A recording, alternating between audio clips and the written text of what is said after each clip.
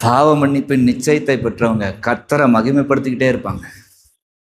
ஆனால் அவர்கள் கர்த்தருடைய ஆலயத்திலே நாட்டப்பட்ட ஒலிவ மர கன்றுகளைப் போல இருப்பார்களாம்.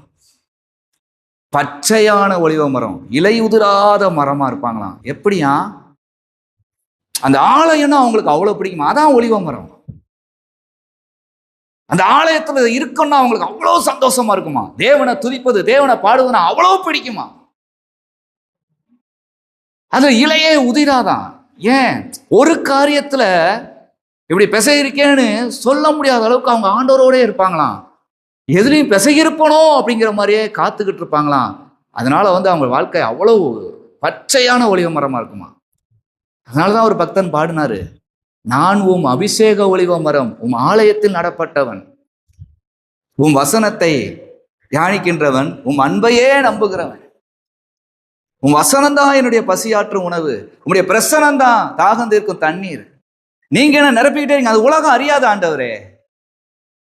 ஆனா உமக்கும் எனக்கு இருக்கிற அந்த உறவு சொல்லி முடியாத ஆண்டவரே, அது மேலானது.